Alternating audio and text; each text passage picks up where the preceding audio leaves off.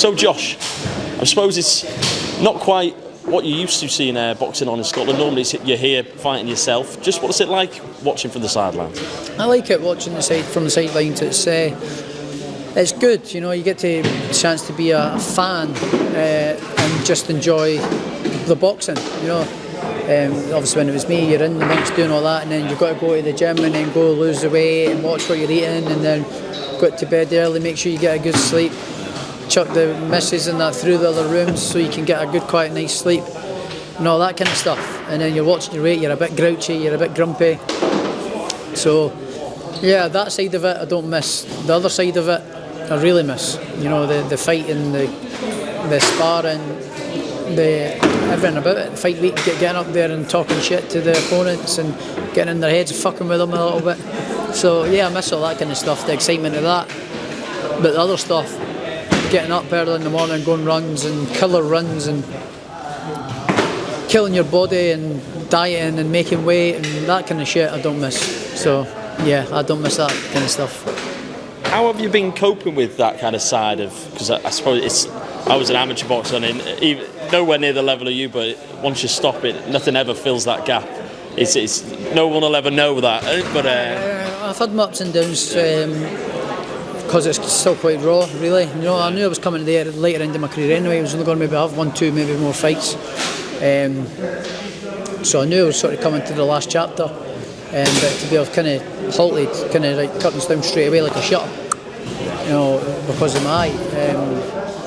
I was a bit pissed off, a bit gutted, didn't finish on the way I wanted to finish. You know, I'd kind of had a couple of crap performances in my last couple of fights. Although I won the second Jack fight, no questions asked. They gave them that on a pity party, I think. You know, but anyway, let bygones be bygones. The last part of my career was kind of shit. I was kind of riddled with injuries and all that kind of stuff and inactivity. So, yeah, it was shit, but it is what it is. Yeah. Does it almost upset you because you didn't choose to retire in a way? It was kind of taken away from you, and you know. Yeah. I maybe could have continued. To be honest, I've had that treatment done. Yeah.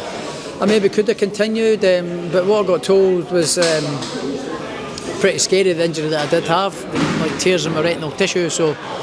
I was literally one blow for going blind in one eye, so I says, fuck that. You know, it may be different if I hadn't won a world title yet.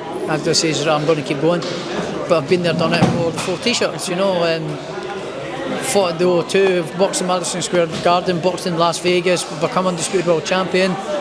So I've been there and done it in more the t-shirt. So it was time for me to go, right, quit while I'm sort of half ahead. And sort of go and enjoy life now. That's it. Yeah, how do you make sure you do enjoy life? Because so many fighters struggle after they finish. Obviously, well, I've been struggling a little bit. Yeah. I've been struggling a little bit. I'm not going to lie. It has been tough at times. But life moves on, and you find other things and other passions and stuff. And so I've got things like my motorbikes and all that I can get into. I'm going to spend time with my wife, but I've never really been able to do, and never been able to spend time with my friends and my pals that I grew up with at school. I've never been able to spend time with, going on holidays and this and that, or going out together to go and maybe just go bowling or go to the cinema or something, you know. Never been able to do that for years, so now I can kind of catch up and sort of live my life a little bit to how I want it now. So there's that side there, which is quite nice. The other side of the shit, I've not got what I loved for and I lived for, really. So, but it's all right. I'll learn that and get there and move on. Do you find sometimes that you maybe got a little bit too much time on your hands? Yeah, nothing but fucking time. They'll say time makes work for the devil. You know, idle hands make work for the devil. So, yeah, I've had a couple of bad days here and there, but now I'm through that now. A prime example of maybe someone that I'm sure was probably a big inspiration to you, Ricky Hatton. You know, never really quite was able to, after he retired, live life to the fullest. Is that something that maybe a lesson, if anything, could be learned from Ricky's passing? A sad and horrible and not a pleasant lesson to learn, to be put forward to, because I was kind of going down that kind of route myself with the feeling shit. I don't like using the word depressed because it gets thrown about too much.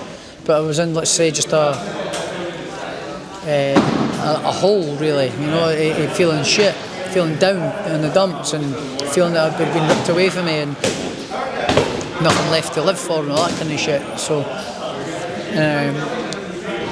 so I woke up to that news and it kind of sobered me up a little bit, you know, kind of gave myself a shake, say I've got a lot to live for. You know, my sister was heavily pregnant, she's just had a kid, I've become an uncle for the first time, so I've got a lot to live for. So yeah, I decided then and there to give myself a shake, dust myself off and get back on the wagon really, sort of thing, and just look at life and look back at my boxing and say I've done great, you know, and appreciate it rather than be sad. I think everyone understands, and I think as time goes on, you'll be appreciated a lot more. Hopefully, but I'm not really too fussed about all that anyway. Yeah. But I should have had more recognition, and should have my fights been on telly, especially becoming undisputed champion wasn't shown on telly, things like that. So there's wee bits of that, but I'm not really too fussed. I can sleep at night knowing what I've done and knowing that I'm the only man to do what I've done. So I'm more than happy with my career. Josh, I won't keep you. I really appreciate your time. Nice one, mate.